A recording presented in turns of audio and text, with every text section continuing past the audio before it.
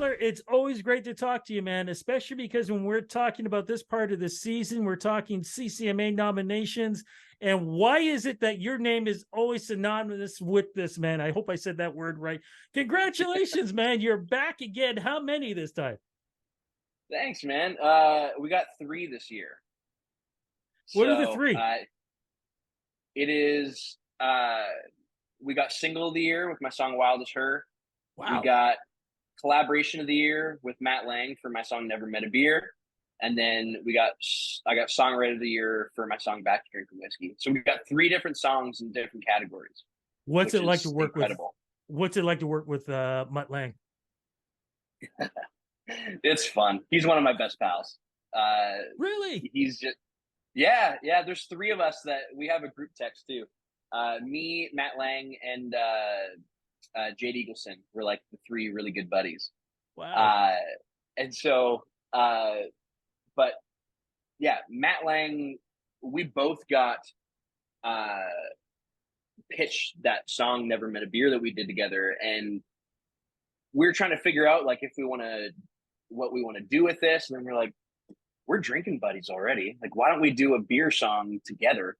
And so we ended up putting that one out. And so just to be able to do that song with him, just with a good buddy of mine, is awesome. And now that it's up for collaboration of the year, up for CCMA award, like incredible.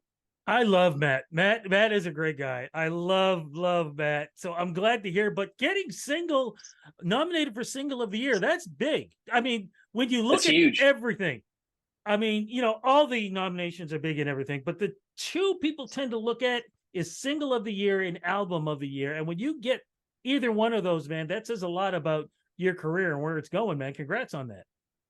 Oh, thank you. Yeah, there's a lot of songs that people could have voted for, and the fact that they voted for Wild is that's awesome. It means a lot. Talk about that song, man. What's that song about? That song's about loving someone the way that they want to be loved. It's easy for us to nitpick, how people are and how they love you, sort of thing, in relationships. And sometimes they don't like, there's different love languages. There's ways that other people feel love and ways that they give love. And so this song's just about somebody that doesn't want to be tied down, that just wants to be wild. And it's like, just love her wild, love her that way. And I got pitched that song a few years back and I wanted to do it, but it just wasn't the right time. And then eventually it became the right time. And Kelly Archer is one of the writers on it. She wrote my song Pillow Talk and I'll Do Every Two, You'd Really Hate Me Now, like a bunch of my songs with me, Back Drinking Whiskey. And she pitched me a song she wrote with Brett Tyler and Morgan Wallen. And yeah, and so when I got sent the demo, it's Morgan's vocal on the demo. And I'm like, how the hell am I supposed to follow up a Morgan Wallen vocal? And but yeah, we cut it, and then it went top 10 in gold in Canada, which is incredible. And another guy cut it a month after me in the States, Corey Kent, and that song ended up going #1 in the US and stuff. So the songs had like multiple journeys, which was really cool. But it's a bit of a weird thing, but in a way, it's also like it's kudos to the writers for writing that good of a song that multiple people wanted to cut it. And I mean, it went all over North America. So that's pretty damn cool. Congrats on that, man. How does it feel being part of this generation's influential superstars? Because I can remember back in the early 90s when I first started doing these interviews, I've always said when I was looking to get interviews, it was Canadian country artists that opened up the door for me to be able to do what I do now. And I remember, the Paul Brants and those artists back then, Michelle Wrights. I mean, they were kind enough. They didn't know who I was, but they were kind enough to say, yeah, let's do interviews. And Yeah. they were in some ways starting their interviews and now starting their careers. And now they're considered legends now. Yeah. You are part of this group of Canadian artists who are representing who we are around the world. How does it feel knowing that you are now that influencer in music for the rising stars who go, man, I wish I could be like Tyler. I wish I could write songs like Tyler. I wish I could perform like Tyler. That's weird to think of. That's bizarre to me, but man, I hope it's a good influence. But it's crazy because when I started picking up a guitar and learning how to play and sing and stuff, like I looked up to Brad Paisley so much. Like his, if it wasn't his songwriting, it was the way that he told the story. And if it wasn't that, it was his melody on guitar. Like he could make that guitar sing. Like it was incredible. And so I looked up so much to him. And like randomly, it's like Brad Paisley and like the Jeds and like Chicks now, and like George Strait and stuff like that. Like listen to those guys and Garth Brooks. Those are like the idols. Those were the Canadian, or not the Canadian, those country music stars in my mind. Yeah. And to think that I could be like an influence like that to somebody else that's learning to do the same thing that's pretty cool. I never expected that. You always like we're always inspired by somebody else, but you never expect to inspire somebody else. So I think that's pretty incredible. Do we know yet if you're, as we speak, do we know yet if you're performing or what's happening? Or because of course you're going to be there. I'll be there. Yeah, I'll be drinking on their tab, but who knows if I no, I don't know right now if what performing opportunities there are or not. Still waiting, seeing what happens, and if nothing, I'm there to hang out, baby. You know what the funny thing is? Because I remember the last time I saw you, we were trying to figure out, and we do believe it was in London, was the last time I saw you, because I don't usually travel when it's in Calgary or anywhere else. It took me a double check to make sure it was you, because I'm so used to you with the hat on. You did have the hat on, and I was just like, wait a minute, is that T? Is that, yeah, it is him. Hey, how's it going? People don't recognize me a lot.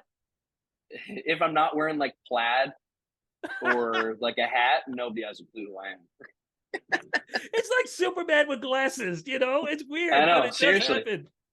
Yeah. Oh man, yeah. You know what? I'm wishing you all the luck in the world, man, for the CCMAs, because we were talking about it earlier. You've been nominated a lot, haven't hit the stage yet, so we're crossing fingers on this. We'll see. Always a bridesmaid, never a bride, but maybe this year I'll be a bride. Do you usually have your speech ready? Do you know what you want to say? No. I we've been up for like what? I've gotten like 6. I don't know how many were. 6 or 7 like nominations in total. Haven't prepared a speech once. I want to just come from the heart. I would not say something stupid though, but it'll happen. But I have kind of like the thank yous and like the people that I want to talk about like in my mind, and I got that kind of figured out. But I want to come from the heart. So and you always have to be very wary, because when they got the cameras on everybody, and if somebody else wins, you don't want to be doing the yes. Exactly, yeah. And it's funny because like when they have the camera on in the pit, they're like, you can see everybody there and their reactions. So it's like I'm curious. I've never. That's where I just take my hat off and nobody knows it's me, and I just swear. I've never asked this. When you don't end up winning, I know the Juno send you sort of like a paper or something that says, hey, you're a nominee, blah blah blah, congratulations on that. What do you get if you don't win? Do you get something for that, or as a nominee, or just disappointment? No. No, you don't get like a paper. It's just nothing. You just hope for it next year. That's it. They're just like, hey, you got a free meal, so be happy with that. Yeah, exactly. Yeah, you got to walk the red carpet and drink for free in the pit. But it's more of like, I think if you got sent that, it'd be like another like dagger in the back. So it's like, yeah, let's just pretend like it didn't happen. Hey, the nice thing about Canadian country artists is like, at least most of us, I'd say, are excited for the other people. Like it's I think Dallas swept me for every award that I was in last year or the year before. And it's just like, he's a great guy. Like, I'm happy for him. And it's just He's the god. everybody's. He's the Yeah, Godfather. Seriously. he is. I know. I know. He's great. He's just an awesome person. But me and him live like 15 minutes apart. Oh, cool. Yeah. We've talked about golfing, but I suck at golf, so I don't know if he should take me out. But yeah, it's just we're excited for each other to win. Yeah. You know, it's awards are awesome to be nominated for, but like, we're doing it for the fans. Like, the fans are number one. It's not just to put more hardware up on the shelf. Like, and that's cool. It's all good and all, but you know, I think our focus should be like, that arena fills with fans. Yeah. Those people are who we're supposed to be focusing on. The awards are going to be really cool if one day it actually happens, and I'll be super thankful for it. But you know, the award is not important enough to be upset about if you don't win. I hear you, There's brother. always there's always next year. I hear you. Before, as we wrap this up, what are we looking at in the winter or fall and winter? Are we looking at more shows, or are we taking some downtime and work on music? The fall, I'm actually over in the UK. Wow. Yeah, I'm doing an acoustic tour through the UK within England and Ireland and Scotland. And so yeah, it's gonna be fun. We did like my record label, we did our rosters like acoustic tour through Southern Ontario, ending up in London for the CCMAs a couple of years ago. And so we've decided to bring that over to the UK. And yeah, we're playing like Manchester, Liverpool, like I think it's Edinburgh and Dublin, like all over the place. London, like, yeah. So Amazing. that's most of the plans for the fall. Wow. And then well, through the winter, at least before the new year, it's going to be some downtime and actually enjoying the holidays and stuff. And I don't think we got anything else crazy going on. Back down to Nashville, maybe do some more recording and writing and stuff, but that's it. can you believe it, man? I know where we are right now, but to talk about the holiday season, like, you got to talk about it because it's coming up. I know, and way faster than you expect. Like, I can't believe we're already into August. Like, it's incredible. It's crazy. But the thing is, though, man, you got the nomination. That's what's important. So congratulations on 1, 2, 3. Much, much deserved. Looking forward. I'm going to definitely be there for the red carpet, and I'll be in the press room. Yeah. So I will probably see you there. I don't know if I'm going to be at the dinner yet or not. Sometimes they ask me to be the voice of God. So you never know. You might be hearing me saying, coming up next, or something like that. So you never know. You got a good voice for it. Thanks, man. Either way, congrats. I will see you there in some way, shape, or form. And I will say it one more time. Congratulations, my friend. Thank you very much, man. Appreciate it.